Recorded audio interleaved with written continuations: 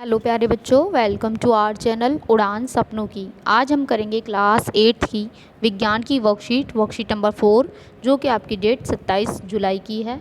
यहाँ आपको अपना नाम लिखना है, यहाँ क्लास टीचर का नेम। भौतिक और रासायनिक परिवर्तन, भौतिक और रासायनिक परिवर्तन के बारे में जानेंगे। दैनिक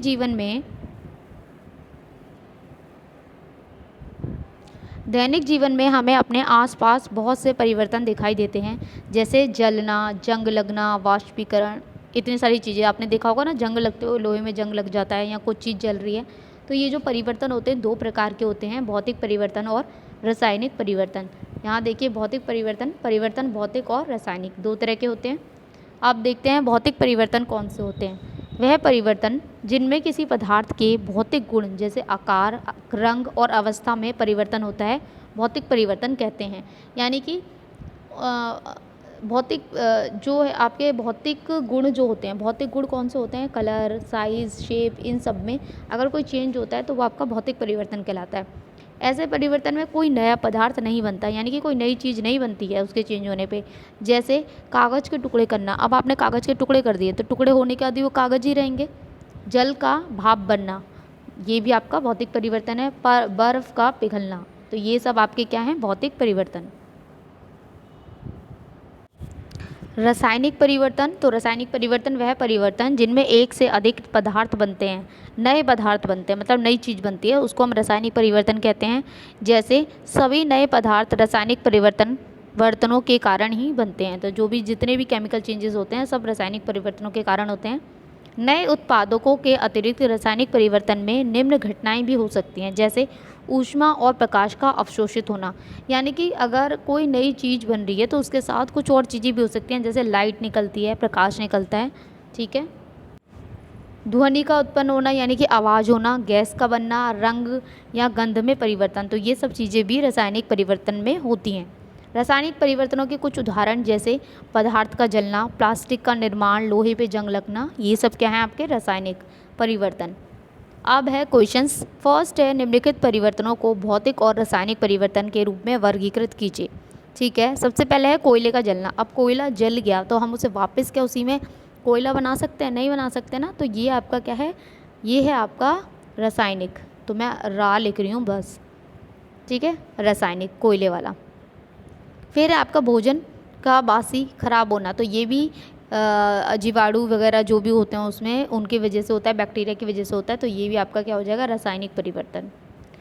फिर है लकड़ी काटना। तो लकड़ी काटना क्या है, ये आपका भौतिक परिवर्तन है। ठीक है, इसमें कोई भी चेंज नहीं हो रहा है भौतिक, क्योंकि लकड़ी काटने के बाद ही वो लकड़ी दिखेगी। गुब्बारा फूलना, तो जो आपका गुब्बारा फूलना है ये आपका क्या है, ये भी आपका फिज़िकल चेंज है, यानी कि भौतिक परिवर्तन है। क्योंकि जब आपने गुब्बारे को फुलाया, ठीक है, तो रहेगा तो वो गुब्बारा ही, और जब वो नहीं फुलाया तो भी गुब्बारा रहेगा। तो ये आपका भौतिक परिवर्तन है। सेकेंड क्वेश्चन है, भौतिक तथा रासायनिक परिवर्तन के बीच दो अंतर लिखिए। तो आप क्या करेंगे, इसके लिए ऐसे लाइन बना लेंगे। ठीक है, यहाँ भौतिक लिखेंगे, यहाँ रासायनिक लिखेंगे। पहले में आपको ये वाला लाइन लिखना है भौतिक के लिए पूरा, फिर इस साइड में आपको रासायनिक के लिए ये वाली लाइन लिखनी है। ठीक है, मैं दूसरे कलर से दिखा देती हूँ इसका। ये आपको रासायनिक के लिए, इसके लिए लिखनी है ये। इसी में फिर दूसरा पॉइंट आपको क्या लिखना है, आप एग्जाम्पल लिख सकते हैं। ठीक है, यहाँ लिख सकते हैं सभी नए पदार्थ रासायनिक परिवर्तनों के कारण बनते हैं। क्लियर है, दो पॉइंट हो गए, फर्स्ट पॉइंट ये और सेकंड पॉइंट ये। अब जो आपका है भौतिक में, आप पहले ये डेफिनेशन लिखेंगे, फिर लिखेंगे ऐसे में कोई नया पदार्थ नहीं बनता है। तो ये आपका दूसरा अंतर हो जाएगा। ठीक है, लिख लेंगे आप यहाँ से। चलिए आगे देखते हैं। सॉरी, देखिए थर्ड क्वेश्चन क्या है, मोमबत्ती के जलने के दौरान किस प्रकार का परिवर्तन होता है। देखिए, जब मोमबत्ती जल रही है तो आपका होगा रासायनिक परिवर्तन। क्या होगा, रासायनिक परिवर्तन। रासायनिक परिवर्तन क्यों होगा, क्योंकि क्या होता है, रासायनिक, जब मोमबत्ती जलती है तो उसका धागा भी जलता है। और मोमबत्ती को तो हम जमा करके वापस मोम बना सकते हैं, पर धागा कहाँ से लेकर आएंगे। ठीक है, तो ये आपका रासायनिक परिवर्तन होगा। लेकिन अगर ये पूछा जाएगा कि मोमबत्ती का पिघलना, तो आप लिखेंगे वो आपका होगा भौतिक परिवर्तन। इस चीज़ को ध्यान रखिएगा, मोमबत्ती का जलना रासायनिक परिवर्तन, मोमबत्ती का पिघलना आपका भौतिक परिवर्तन।